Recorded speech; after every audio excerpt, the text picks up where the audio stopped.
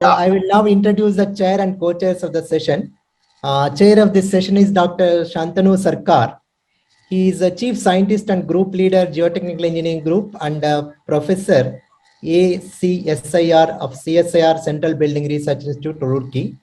His expertise is in engineering geology, slope stability, landslide disaster mitigation, RS and GIS applications in geohazards. He obtained his MSc in applied geology from IIT Roorkee, MTech in engineering geology from ISM, and PhD in earth sciences from IIT Roorkee, PG diploma in analysis and management of geological risks at the University of Geneva, Switzerland, postdoctoral research at EPFL Lausanne, Switzerland. He was awarded National Geoscience Award by Ministry of Mines, Government of India. And he has also got the Boyce-Kass Fellowship by DST. He has 32 years of professional experience in the area of engineering geology and landslide studies in the Himalayas. He published more than 100 publications in journals and conferences and several chapters in scientific books. So we welcome Dr. Sarkar for this session as chair. Thank you. And we have co-chair of the session, Dr. G. Kalyan Kumar. He is an assistant professor in the Department of Civil Engineering at NIT Warangal. His expertise is in seismic hazard analysis, soil dynamics, earthquake engineering. He received PhD in 2010 from IIT Madras and worked as principal scientist at National Geotechnical Facility, Dehradun from 2010 to 2013. He published more than 25 national and international journal papers and book chapters. He guided 2 PhDs and currently 3 students are working under him for PhD. We welcome Dr. Kalyan Kumar as co-chair of the session. So now I'll hand over the stage to the chair. Yeah, so now we have the second lecture with us. That will be by Professor Bhuminathan. Professor Bhuminathan, yeah, okay. So that now, friends, he is going to talk on numerical modeling of basin effects on earthquake ground motion in the Kutch Basin. So it is my pleasure to introduce Professor Bhuminathan. A brief introduction for him. Dr. Bhuminathan is currently working as professor in the Geotechnical Department of Civil Engineering in IIT Madras. He has received his doctorate from Moscow Civil Engineering Institute, Moscow. Prior to that, he did his post-graduations, MSc Engineering at Russian University, Moscow. He has more than 30 years of experience in research and teaching, and you know all Professor Bhuminathan is a renowned professor in his field. His publication includes 59 papers in international national journals, 117 conference proceedings in different international and national conferences, and he has also written 14 book chapters in different books. In the membership, he is a member of the International Society of Soil Mechanics, Foundation Engineering, International Association for Computer Methods and Advances in Geomechanics, and Deep Foundation Institute, India. He is a fellow in the Indian Geotechnical Society and an associate member of the American Society of Civil Engineering. He is also a life member of the Indian Society of Earthquake Technology and Indian Society of Rock Mechanics and Tunneling Technology. So with these very brief introductions, though he has several things to note, but with this very brief introduction, I request Professor Bhuminathan to please deliver your lecture. Professor Bhuminathan, please. Thank you, Professor Shantanu Sarkar, chairman of the session, and Dr. Kalyan Kumar, co-chairman of the session, for an introduction about me. I first thank the organizers of this international conference, particularly Professor EGS and Dr. Ravi Jakka, as well as coordinator of this session, Dr. Raghuveer Rao, for giving opportunity to share the recently done some work on numerical modeling of basin effect and earthquake ground motion in Kutch Basin. Content of my presentation, initially introduction, then basically we are introducing the seismotectonics and seismicity of Kutch Basin, and earlier studies on this basin effect in the same region. And finally, our modeling, initially a two-dimensional nonlinear modeling was carried out using finite difference method. This model is validated with the recorded data. And also based on this model, we'll be studying effect of various input motion on the seismic response of Kutch Basin. And also we are comparing with the one-dimensional site response analysis actually. Then briefly, I will be discussing on 3D numerical modeling, particularly by linear approach. And finally, summary and conclusions. Of course, we all know that in January 26, 2001, there is an earthquake struck in Kutch region. It caused about 20,000 fatalities and economic loss about $5 billion actually. So after this case, Indian seismic code also revised. You all know that Dr. Mishra just shown that revised this seismic zonation map actually. But it is noted that even though Dr. Mishra presented very well about microzonation, but I am not sure that whether they will be considering basin effect in the microzonation studies. If it is not there, they have to also consider the basin effect when they are developing microzonation maps actually. And there are several field studies carried out by particularly NGRI, National Geophysical Research Institute, Hyderabad, and they have shown that there is a basin effect, indicate the amplification in selected location. But however, there is no detailed numerical studies on the site response carried out.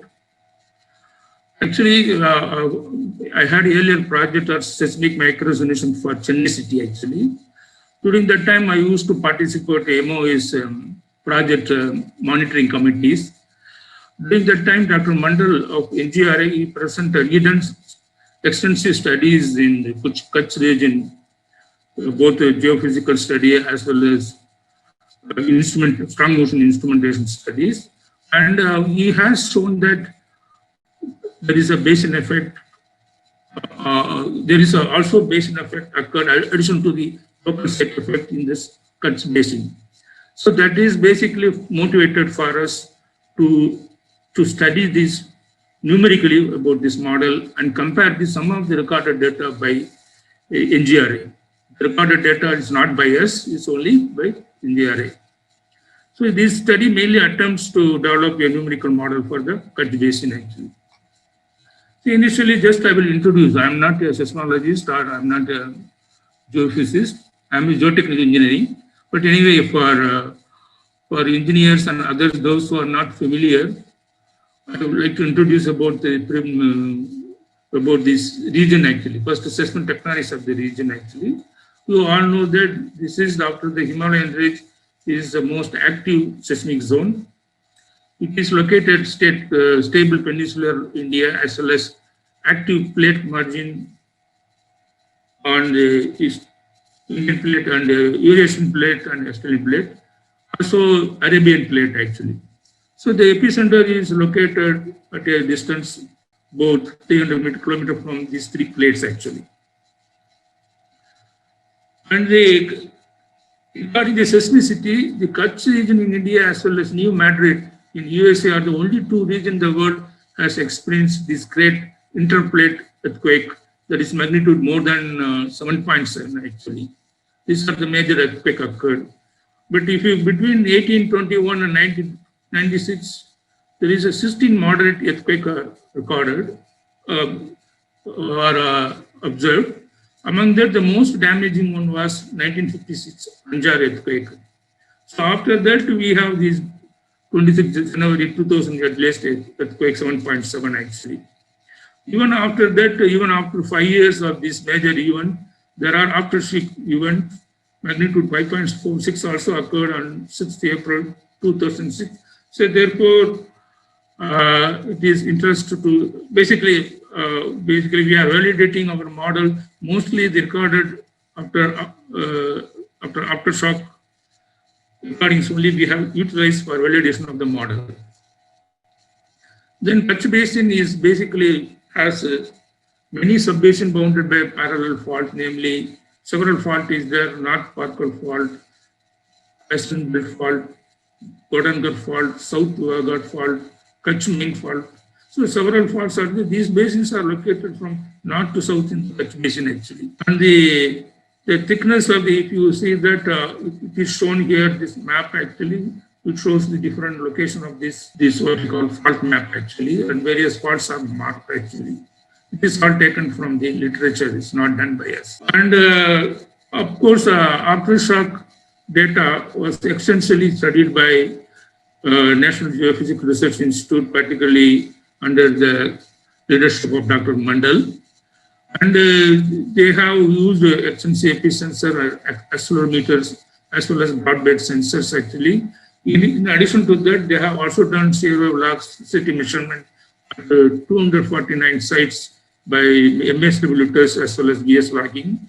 Here shown the shear velocity map developed by Dr. Mandal.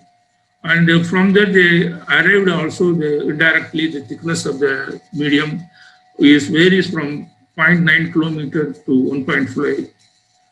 Variation of this basin actually is also established actually. But there are earlier few studies are there actually.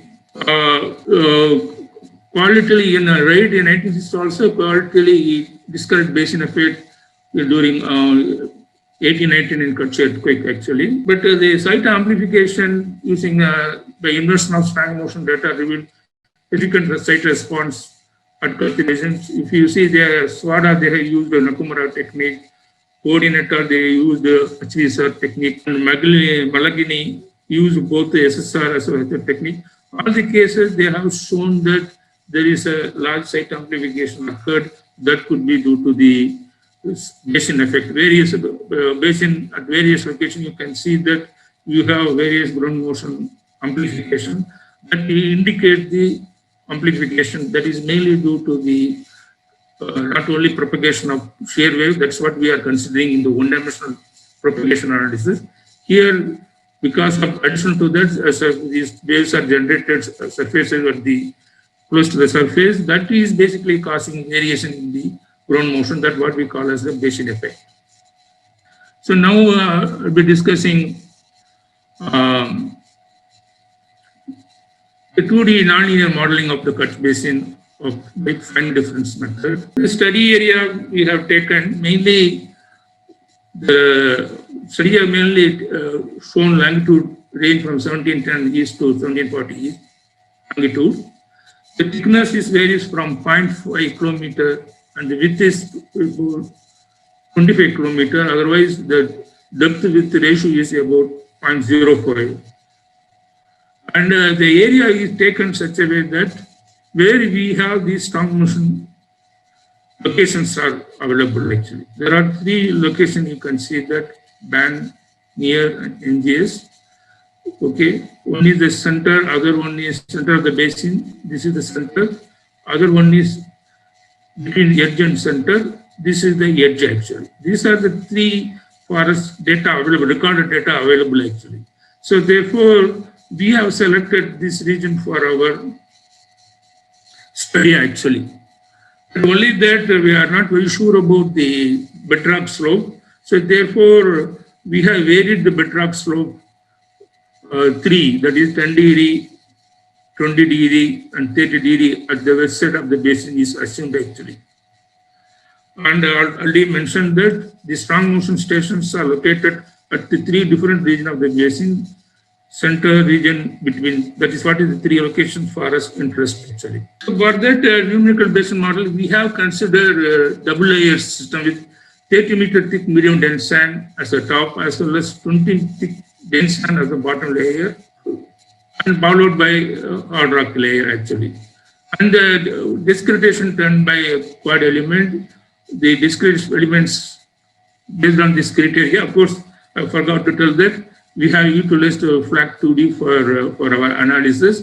As per that analysis, we have discretion done by this criteria actually, where the lambda minimum wavelength is 1/10 of the minimum wavelength we have considered. That is considered by minimum shear maximum minimum shear velocity divided by 10 times the maximum frequency can be expected propagated in this region actually. And the mixed discretization scheme also adapted actually. The boundary conditions of free field, the main grid are coupled to free field grid by viscous dashpots. So these are the material model, nonlinear model, constitutive model used actually, plastic model, where you can see the properties wise.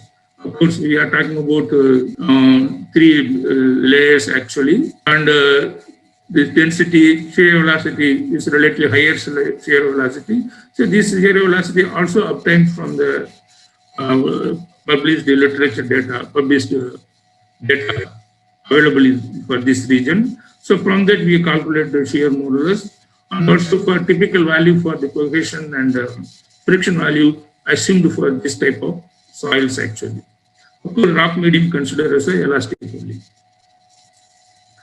Addition to that, we have also considered hysteretic damping in construction with this nonlinear anisotropic model, where the modulus degradation damping curves proposed by Seed and Idris, well-known curve proposed by granular material, that is utilized actually. So this incremental shear modulus is nonlinear simulation is given by the where G is the small strain modulus of the material, MT is the normalized tangent modulus. And basically, we have taken for input motion the recorded motion, Sivalaka motion actually. It is shown that this recorded motion has given input for our surface analysis.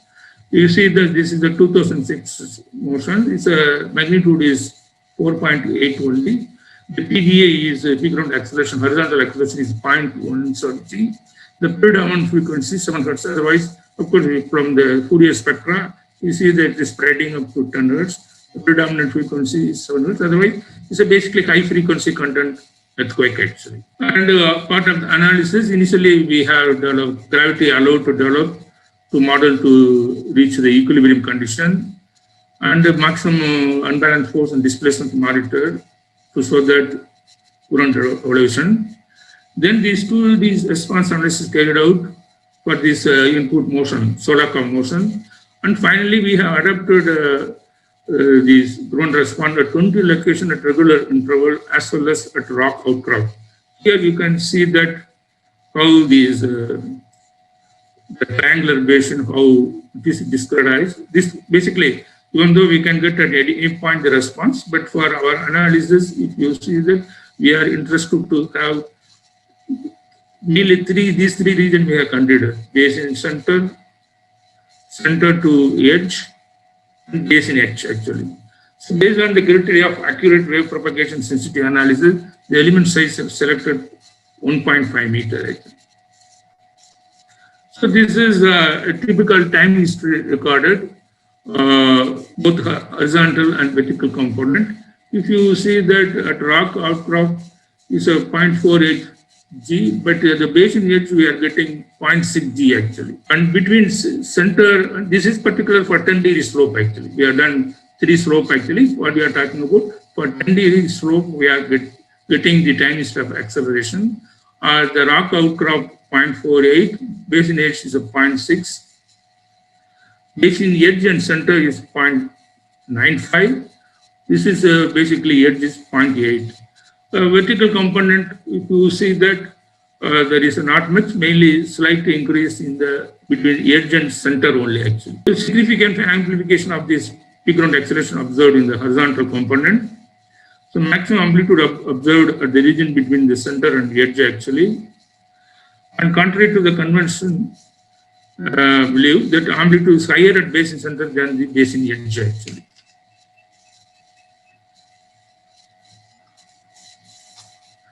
And basically we will be comparing for 3 bedrocks slope 10 degree, that what we have shown here at 10 degree. Similar thing you can show for 2030. It is here we have shown that the site amplification, that is basically in terms of Fourier spectra. That is a ratio of Fourier amplitude to the surface actually. That is what we call site amplification in terms of frequency content actually. You can see that in case of 10 degree slope, and what we are seeing in the bottom, this is 3 area. This is middle of the basin, this band record session. This is edge and bits, edge and middle. This is at the edge actually. So you can see that there are several peaks are there actually. Some cases multiple peaks, and some cases single peak actually. For example, here single peak. There are multiple peaks. So it depends on the slope and the location. The peaks are also varies actually. So maximum amplification factor basically, if you see that obtained at the basin center as well as between the center and edge region in the numerical model actually. If you look at the same slide only, you can look, for example, now closer actually. This is the bottom is the recorded one actually. Recorded data, basically from Fourier spectra, we got this site amplification actually. This is for here for 10 degree, if you see that at the center we are getting 3 peak, it's something similar to what we observed in the recorded motion actually. And if you look that at between edge and middle, this is the recorded actually. The similar way, of course, there is a slight difference, low frequency, but high frequency cases, we are getting more or less similar figures actually, similar peak actually. The details only is given the peak at which frequency it is occurred actually. And similarly for at the edge, you can see that the 2 peaks are identified here, even though there is a variation is there. But other cases, if you see that for 20 degree, here we are not getting 3 peaks. Here we are getting only at the middle, we are getting 2 peaks only. At the edge and middle, we are getting only single peak. Here, so variation is there. Similarly, for 30 degree slope also, there's drastically variation between the recorded one. So therefore, we have concluded that the 10 degree slope is somewhat reasonably gives the pattern actually. Amplitude wise, obviously, a large difference is there. It's obvious that our model is a simplified model. There are various other factors amplifying. Most important that it is able to predict the peaks of the, otherwise the predominant frequency is able to predict actually. So therefore, further analysis, we have taken a 10 degree slope actually. So here you can see that this is how it is matches with the same very close to frequency level. Both these things are matching here also actually. So therefore, the 10 degree slope basin is basically simulate the behavior of Kutch basin actually. Therefore, further we have done analysis. Of course, this where we have done only for validation purpose only one recorded motion, Shivalaka motion only, but there is high frequency content. But what could be the effect of other frequency content? Generally, low frequency content. Therefore, we have selected about 5 frequency, 5 earthquake input motion actually. It is shown the recorded station, magnitude, as well as epicentral distance. Ground acceleration also varies actually. The predominant frequency also varies actually. So, for example, Kobe and Imperial, Kobe is little low frequency content. Shivalaka and other thing, high frequency content. And the duration, significant duration, cutoff frequency, the element size based on the electric, it is shown that actually. So first we will discuss about the PGA amplification factor. Basically, we are talking about horizontal amplitude only, PGA horizontal direction actually. You can see that for different input motion, we will be having different response types, amplification. The maximum and also this 0.5 is the center actually. This is the center between edge. This is the edge actually. So the maximum amplification what you are finding occurs is about 1.5 to 2.5 at the basin center actually. And the high frequency and low amplitude input motion exhibit higher PGA amplification than exhibit higher PGA amplification along the entire basin surface actually. This is a vertical peak ground accretion in vertical component amplification factor actually. Here, if you look at the amplification factors are less than the PGA amplification factor, it varies from 1.1 to 1.7 in the basin center and also between the center and the edge region actually. But there is a variation between, depends on the frequency input motion actually. Most important that not the frequency content actually. You can see that frequency content is highly varies actually. For example, high frequency content, if you see that Fourier amplitude is low only, that is low actually. So red color you see that is Kobe earthquake, low frequency content actually. So one is that the wider, what you call, so larger Fourier amplitude occurs for the low frequency amplitude, actually here 1.6 like that actually.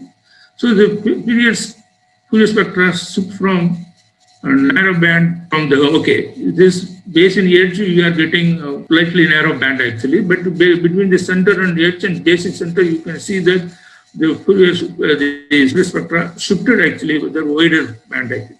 It means that at wider frequency or large range of frequencies, the amplitude can be occurs, but in the case of basin edge, only at a very narrow range only, that is about 2 Hz only, it can occurs actually. It means that superposition of surface of various frequency at the basin center as well as center region only, it causing the shifting of the Fourier spectra or frequency content. And you can show that the predominant frequency, so predominant frequency for civil locomotion only is a very high you are getting. But other cases, if you see that the frequency is relatively low only, too, but here we are getting very high predominant frequency actually. And the range is 2.2 to 3.5 all input motion. This range we are talking about 2 to 3.5.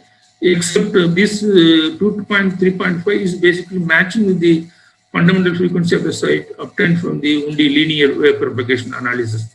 Only linear analysis approximating the average air velocity and knowing thickness. If you calculate the site frequency or site period, you can find that you will be getting in this range actually. And it is basically shows that how approximately the number of stories of building related to the fundamental frequency. So basically the fundamental frequency building 3 to 5 lie in this range actually. So therefore 3 to 5 story building are more vulnerable to earthquake in this Kutch region actually. This is a significant duration actually. So it's a duration also is very important whether the earthquake finally it is number of cases the duration increases due to the site local site effect as well as basin. A significant duration increase about 30 to 50% for medium frequency imperial earthquake actually, as well as high frequency input motion solar. But at low frequency, it is not much different, only very minor, only 5 to 10%. And also we have done one-dimensional site response analysis using SHAKE program. Traditionally, the ground response analysis carried out using SHAKE program only. So therefore, we would like to start to compare with this result. So only analysis 20 locations of the basin at regular intervals considered. That's what is shown here. This is the same air velocity profile adapted for the 2D analysis. Same geotechnical data as well as geophysical data was adapted. You can see that here the comparison, the red color is show one-dimensional analysis, the black color is to the two-dimensional analysis. And three cases actually. Basin edge, basin center and edge, basin center actually. You can see that all the cases you are getting, this is time step acceleration. All the cases you are getting higher amplification at the basin center, you are getting from the 2D to one-dimensional. It is very obvious that one-dimensional analysis is not able to simulate the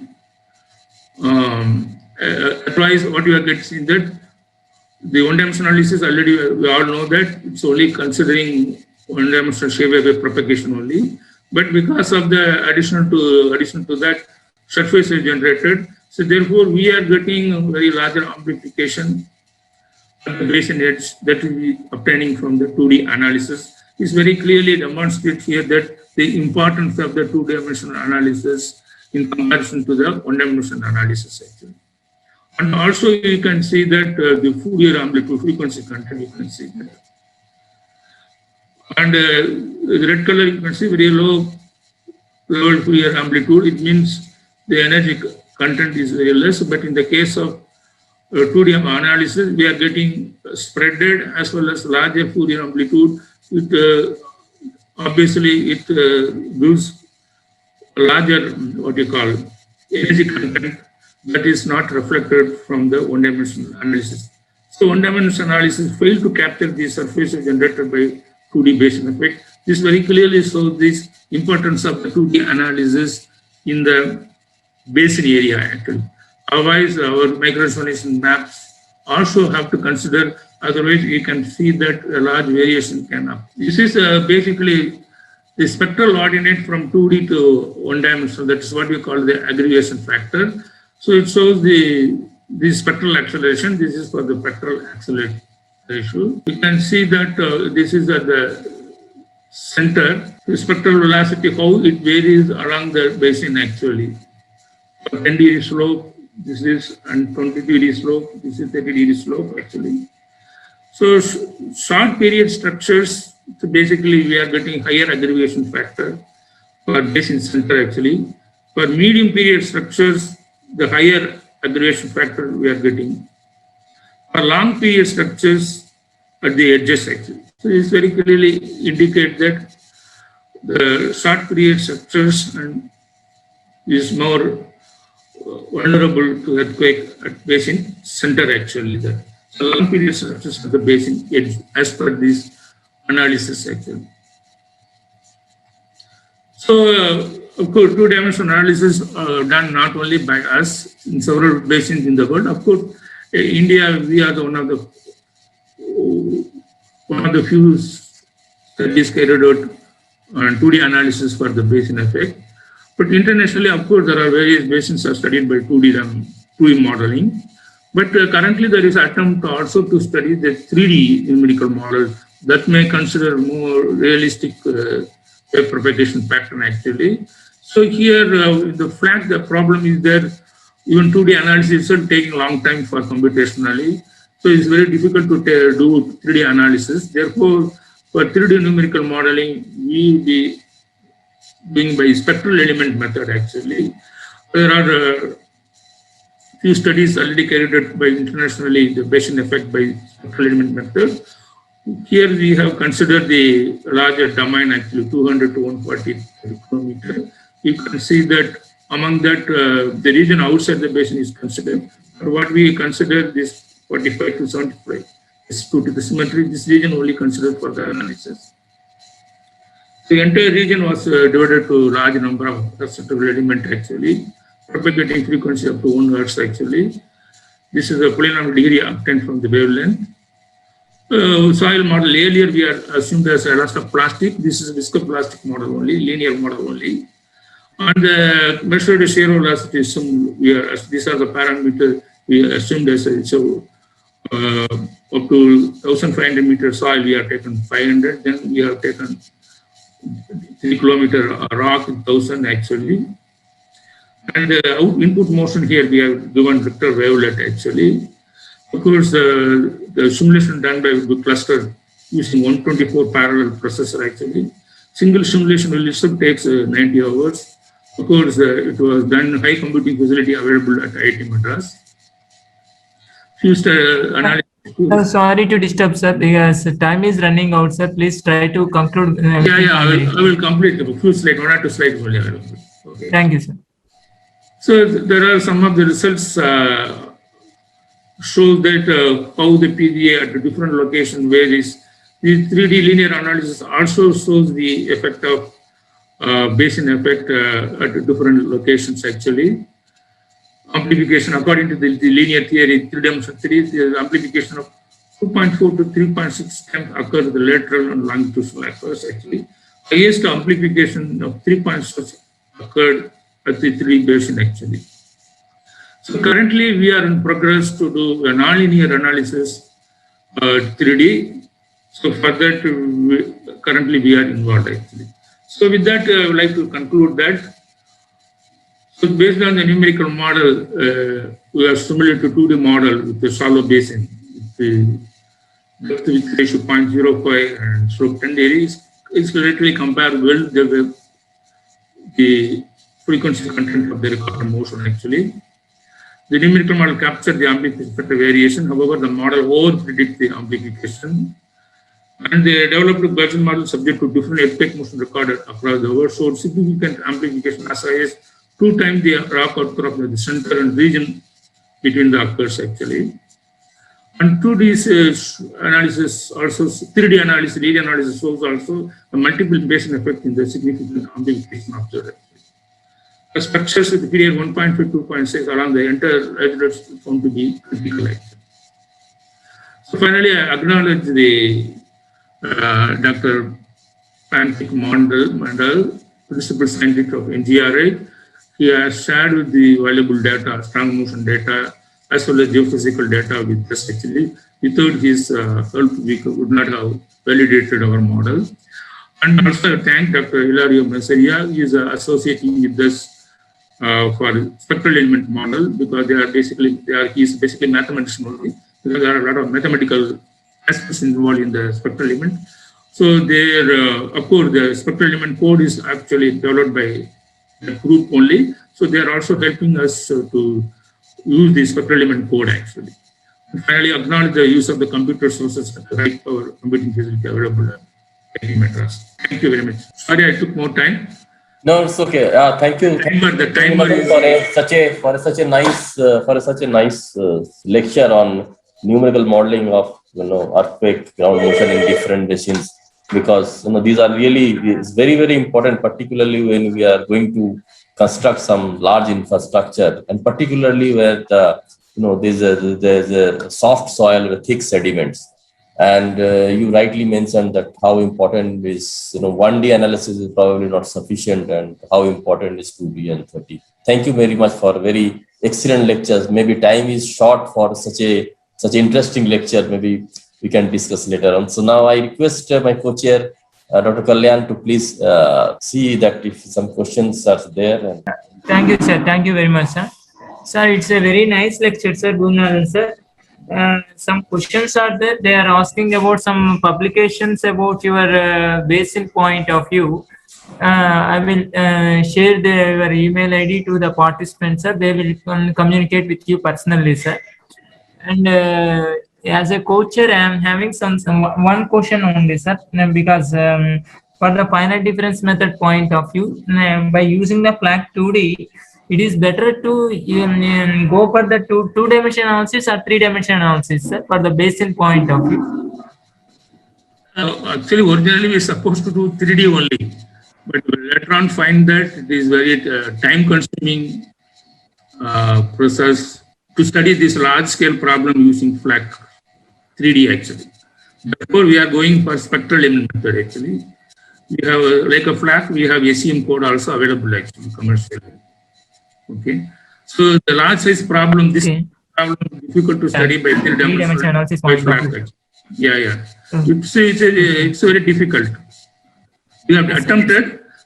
Actually, our original objective is three-dimensional because basically it's a three-dimensional only. Then we are going for two-dimensional. Okay, of course, compared to one-dimensional, two-dimensional is better. As of know.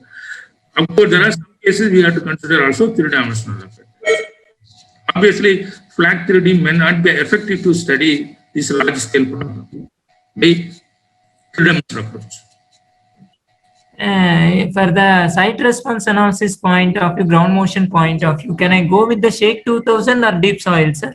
Which one is better for me for the analysis point of view?